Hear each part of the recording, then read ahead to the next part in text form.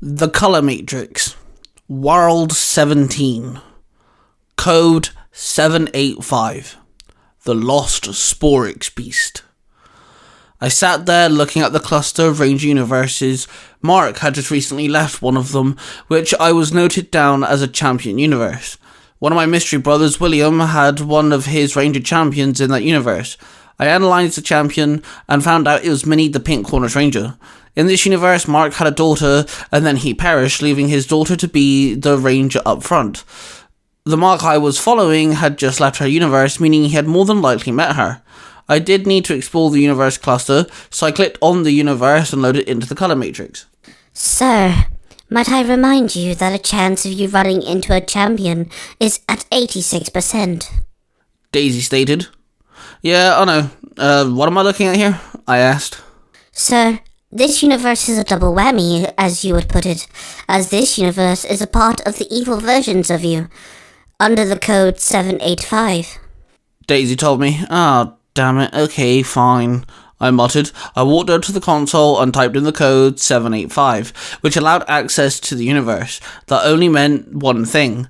I was a villain. I sighed long and hard, and I walked over to the bed, stripped off my shirt, and then I laid on the metal bed as the needles penetrated my fingertips and the back of my neck. Daisy started to explain what I was, something called a Sporix beast. I silenced her quickly. I didn't want to know, as I just wanted to get the experience over with. Daisy read me my vital signs as I lost consciousness.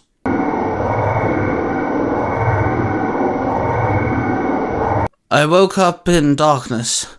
I couldn't move. I was stuck, like I was crammed in a tight space.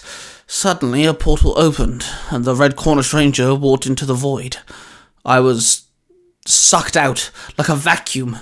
I landed on the ground, and I was able to slither away and hide under a car. I stayed there as the night turned into day, until somebody climbed into the vehicle and drove off. I was there on the road, and no one was paying attention to me. I was just a Sporix, left in slumber, lost within the cosmos, restricted by my sleep state, unable to move or break free. After a couple hours of baking in the sun, a group of young children spotted me. One of them poked me with a stick, the another rubbed the tip of his shoe into me, and I suddenly felt hatred for the little brats. I then started to feel powerful. I started to grow. In an alarming glare of light, I became a monstrous being once more. The children screamed at me in fear. They screamed at the one and only Terror Ace. I was a pterodactyl-themed monster with armor plates on my chest that resembled the full versions of an Ace playing card. I had overly large shoulder pads, and my head was a pterodactyl, my face fit within its open mouth. The children screamed out and ran away.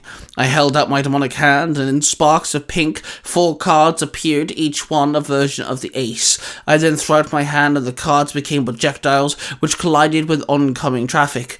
An oncoming truck, to be precise. There was an explosion, and the truck toppled over. The climber dived out of the window, which was now on its side, and, of course, the window had shattered. Suddenly 3 people appeared, through the means of teleportation. A young woman helped the driver to his feet and told him to flurry away.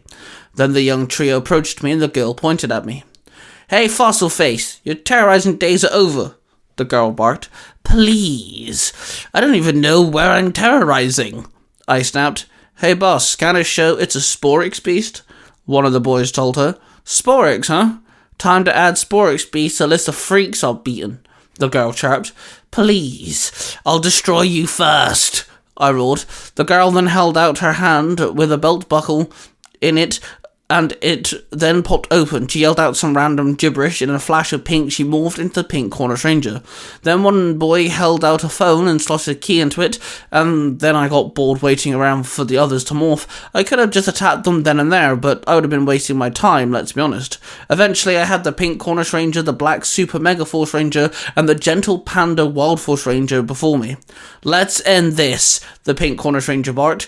She summoned her power bow and fired several energy arrows at me. I summoned a human-sized card, which sucked in the energy arrows. Then I created another big ace card above the ranger trio and released the energies back on them. The arrows rained down and sparks exploded off their suits as they dropped to the floor. The black Super Mega Force Ranger climbed to one knee and pulled out his Super Mega Blaster and fired it at me. I swiftly dodged the attack and I threw energy card projectiles at the ranger. He rolled to one side, mirroring my own efforts to dodge the attack.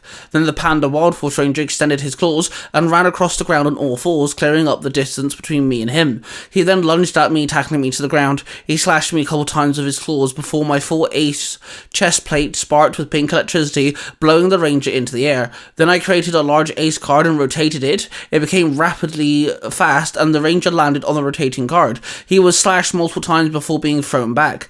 I jumped to my feet and saw the pink Cornish Ranger with her power sword in hand, the black Super Mega Force Ranger with his Super Mega Saber, both of them slashing at me with their swords. I then jumped back, causing some distance. Then I threw my large rotating card once again and threw it at the two, both of them being struck down by my attack. I stood there proud as the ranger trio slowly climbed to their feet, looking all pathetic. "Don't consider yourself a victor just yet, fossil face," the pink Cornish Ranger snapped. "Why? I see 3 snivelling spandex losers before me." I chuckled. The 3 rangers stood together, and the Panda Ranger slammed his fists together and summoned the Panda Gatling Blaster. The black Super Mega Force Ranger slotted a key into his morpher and changed into the black Zeo Ranger. The pink Cornish Ranger summoned her Saber, which floated beside her. Then all 3 of them ran at me. The Panda Ranger unleashed a barrage of energy blasts from his Gatling Blaster, and I was hit multiple times. The black Zeo Ranger jumped up and landed in front of me. I decided to throw a punch, but the black Zeo Ranger caught my fist. He then held up his other hand, and his hand became encased in black energy. He hit me straight in the chest, and there was an explosion, and I was sent flying backwards. As I stood, I unleashed a barrage of my ace card bolts. The pink Cornish Ranger ran at me, Saber swinging around her, blocking my attacks. She jumped up and swung her power sword. The blade started glowing red. The strike sent a surge of energy through me. I knelt there in pain. "That's it. That is it. I've had enough," I roared. Then I started to grow. Within mere seconds, I was gigantic. I slammed my foot down trying to squash the trio, but they all rolled out of the way. The black Zeo Ranger reverted back into his black Super Mega Force form, and he held out his hand into the air. "Call in the Black Ghost Cruise Zord now," he called out. Then I looked up into the sky, and a black ghostly ship appeared from the heavens. The 3 rangers jumped up and phased into the ship. Then the Zord opened up and shifted. Pieces moved, interlocked, and clipped into place. "Ghost Cruise Megazord initiated," they called out as the Megazord stood before me. "I will make you wish that ship was a real ghost ship by the time I'm done," I threatened. The Megazord's arms opened up and unleashed a barrage of rockets. I summoned a massive card as tall as me, and the rockets phased into my card. I spun the card on its corner and then held it still, and the rockets fired back out and hit the Megazord. Then the Megazord summoned its pirate-like sword and sliced my card into 2 pieces. I unleashed 2 bolts of pink lightning from my chest plate, but the Megazord dodged them easily, and then suddenly the sky turned all black, and a bolt of red lightning ripped out of the midnight sky and absorbed into the Megazord's sword. Then the Megazord swung the sword down, unleashing a lightning attack in a powerful sword slash. I knew it was my wit's end. I didn't even bother with trying to dodge out the way or shield myself. I simply gave up. The attack hit me. I was torn apart from the inside and I exploded. I felt every atom in my body being torn apart. I was reverted back into my small, squishy, Sporix, sleep-like state, and I fell from a great height and landed on the ground. After a few moments, the pink Cornish Ranger stood over me. She demorphed and the girl brat bent over and picked me up off the ground. They opened a portal and I couldn't quite see anything, but I could sense everything around me.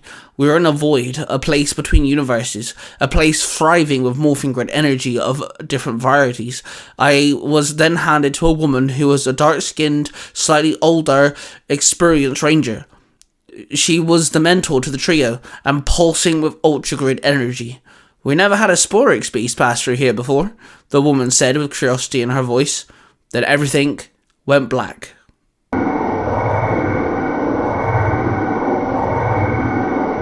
I woke up and climbed off the bed. "Sir, 8 hours here was calculated to be 16 hours and 43 minutes in that universe. And a congratulations, sir. You handled another, quote, evil version of you. Daisy stated. Yeah, thanks. I sighed. I sat at the console and watched Mark leave another universe. I had to make sure the universes were stable after Mark's entry and exit. I looked through the catalogue of evil versions of me as well. 2 down so far. The code 785 was the key to the universes that hosted me as an evil being. And honestly, a part of me wished I'd never learnt that goddamn code in the first place. What you have just listened to is a product created by the Three Ranger Bros studio. Hosted by 3 cosplaying fathers who happen to be massive geeks of all sorts of fandoms. They are Mark, the Red Cornish Ranger, Cosplay Dude 637, and Ty Tiger. The studio covers different types of YouTube videos, TikToks, podcasts, and live streams. If you wish to find out who cosplays who, the YouTube channel, the TikTok accounts, and the podcasts, and all of the other social media platforms, please go to the 3rangerbrostudios.com.